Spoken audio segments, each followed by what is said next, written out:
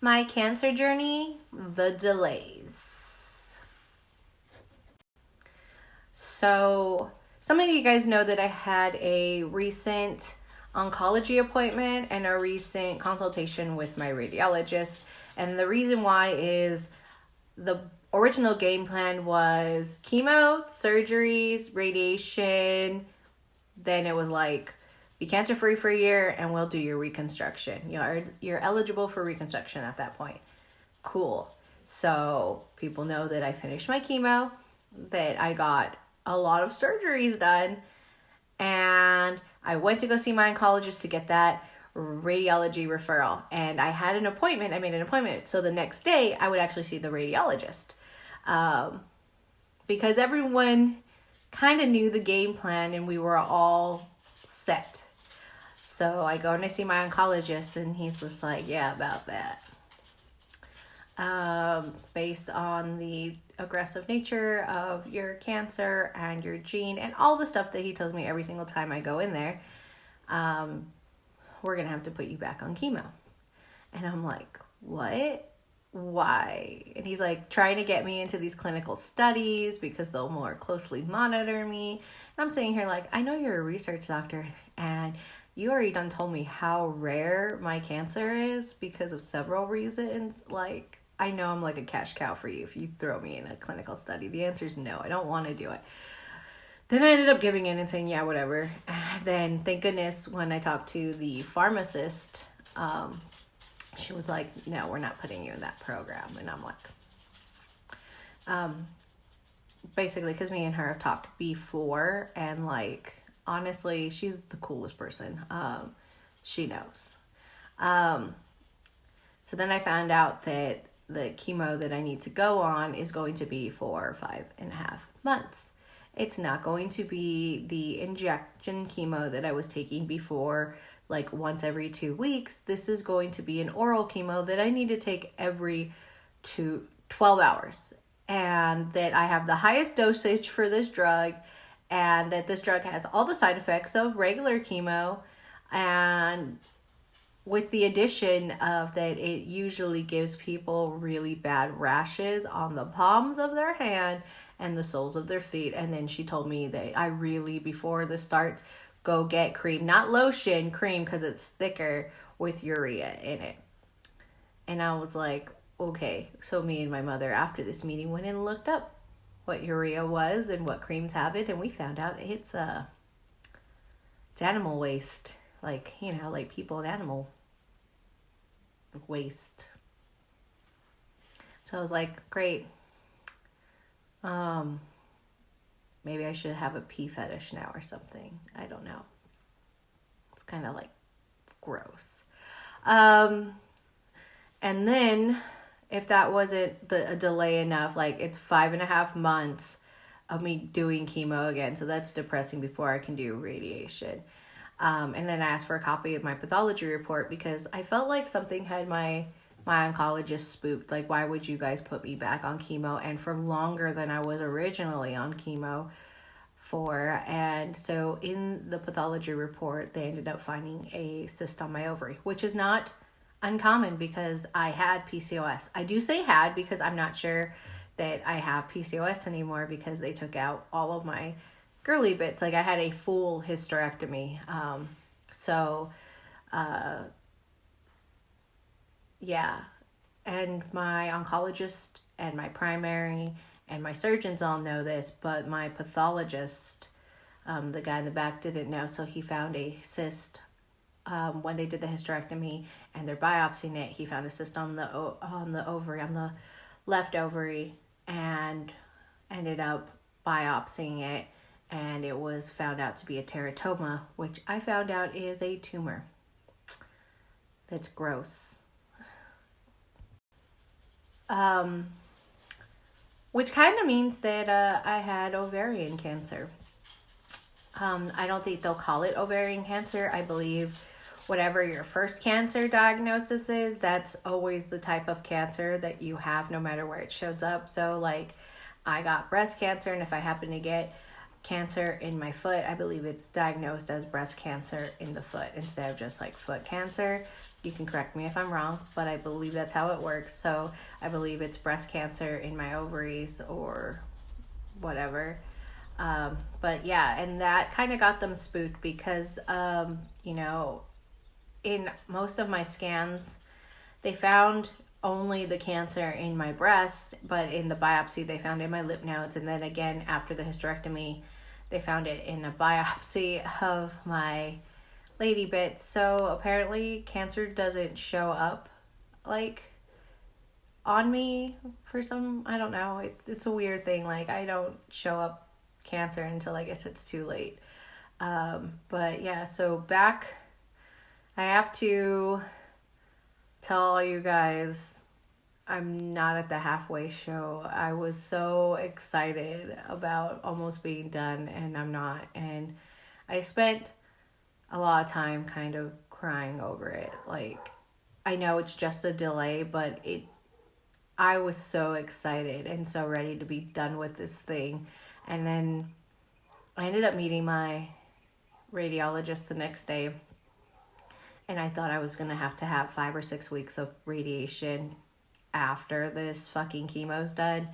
And he was like, no, you're going to end up getting 7 weeks of radiation. And that sucked. So, definitely not happy.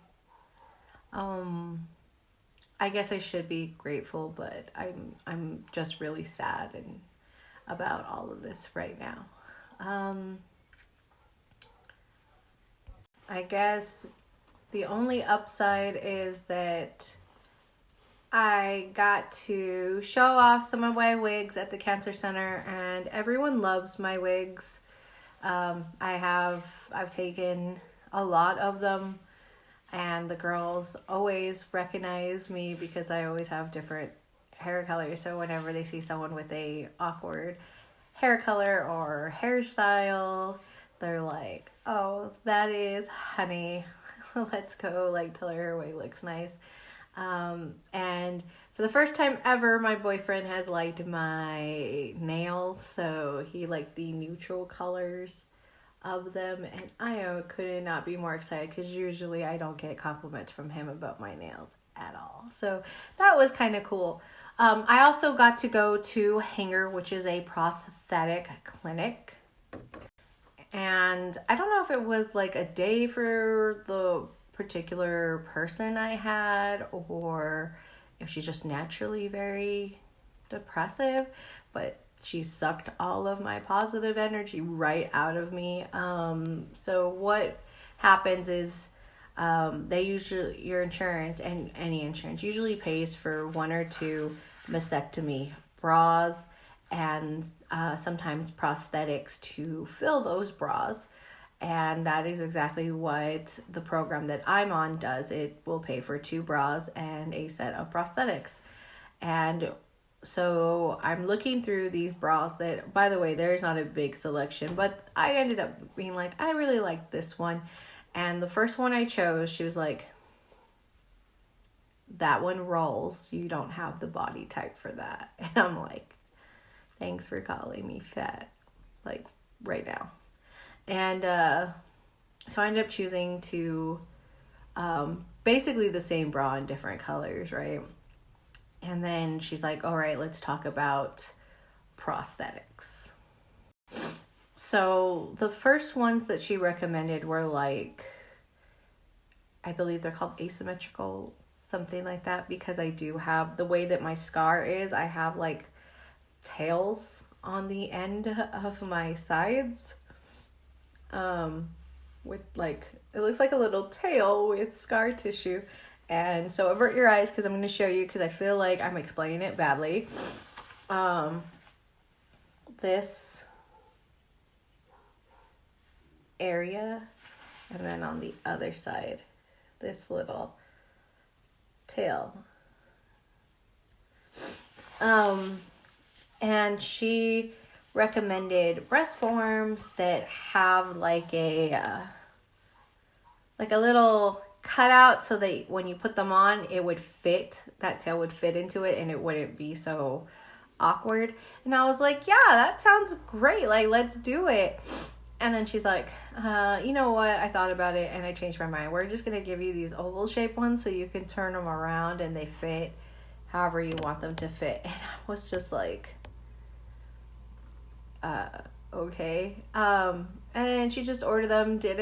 I don't know if they come in any particular colors or sizes. She did ask me what my bra size had been beforehand, but then when she measured me, that was like a whole nother issue. She's like, what was the bra that you wore before? Now, before I wore a 38B, but I kept telling people I wore a 38C because I wanted a little bit bigger, because when they do the mastectomy, because I'm fat, it looks kind of indented.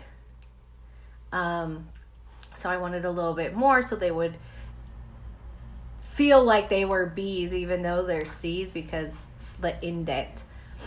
And she was like, let me measure you. So she measures around me and she's all like, we're going to get you 40 because your measuring size is like 44. And I'm like, oh, well, that makes sense. I haven't worn a bra since they told me I had cancer, and I wasn't fitting in my bras anyways because the tumor was on one side and it didn't fit anymore. And then I have gained a little bit of weight, or a lot of it, I guess. And she's all like, yeah, we're gonna go ahead and order you. And I was like, well, why don't you just order me the 44s then? She's like, well, you had told me you wore your bra just a little bit tight, so we're gonna order you 40s. And I'm sitting here like, no wonder people turn in their stuff, because she had told me nobody is happy on the first run. They always return it. We have to do this a couple times. And I'm sitting here, well, maybe if you did your job, they wouldn't. You're just kind of ordering, like shooting fish in a barrel, like hoping that you hit something. Geez.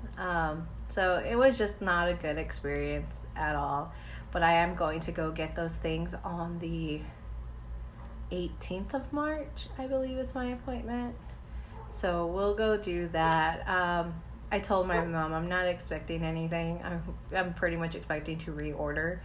But I like to go see. And then if all else fails, like if I reorder and they don't allow you to, like they only give you so many times to do that stuff with, I'm just going to take the last ones and donate them to the cancer center, because they ended up giving me a mastectomy bra and some prosthesis. They're not the same size, unfortunately. A lot of the women end up just doing a mastectomy, so that's only one side. And so they're like, we don't have to breast these that are the same size, but it will look natural because nobody's breasts are the same size. But here are two that look the closest. And I like busted up laughing because it's kind of true, but you can definitely see the difference when I do happen to wear that bra. It is very heavy. They told me it might itch or hurt my scar, but it doesn't so far. I know that however, it might when radiation happens, but that's not going to be for at least 5.5 months. They are going to give me oral chemo that I need to take every 12 hours. That is going to be delivered, and right now they're in the process of approving it through my insurance. So stay tuned for that big old mess.